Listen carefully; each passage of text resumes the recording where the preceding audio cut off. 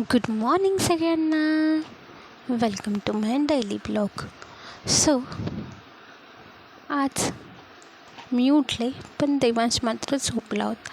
तोपर्यंत मी नाश्ता बनवून घेतला. त्यानंतर देवांश लगेच उठला. असा हॅपी फेसमध्ये बाळ उठलं की खूप छान वाटतं आणि उठल्याच त्याची मस्ती परत चालू झाली. त्यानंतर त्याने थोडा वेळ पप्पासोबत मस्ती केली. त्यानंतर पप्पाने त्याला बनाना खाऊ घातला.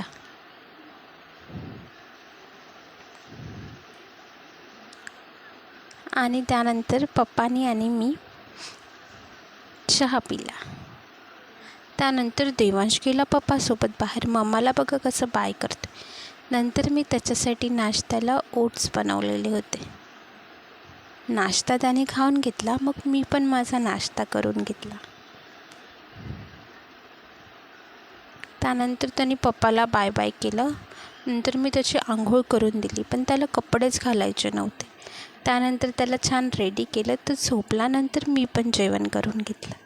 तो उठल्यानंतर मी त्याला जेवण भरवायला घेतलं. त्याच्यासाठी आज बनवलेलं ड्रमस्टिकचं सूप. जेवण झाल्यानंतर पाणी पण त्याला त्याच्याच हाताने प्यायचं होतं.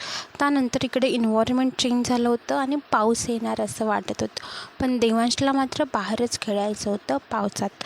त्यानंतर आणि हे बघा इकडे त्याला स्वतःचे नखं स्वतःच्याच हाताने कापायचे होते. सो कसं नेल कटर घेऊन म्हणताय की मी माझे नखं मीच कापते.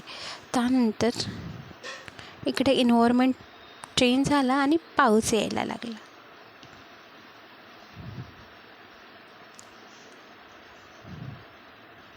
छान असा पाऊस सुरू झाला.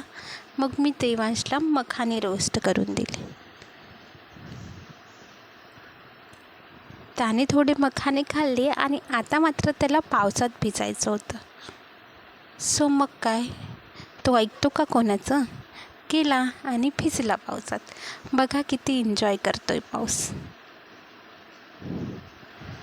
तो पाऊस एन्जॉय करत होता तोपर्यंत मी त्याच्या जेवणाची तयारी केली.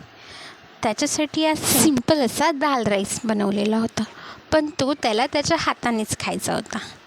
त्याने मस्तपैकी तो त्याच्या हाताने खाऊन घेतला. तोपर्यंत मी माझं जेवण करून घेतलं. इकडे माझं जेवण झालं.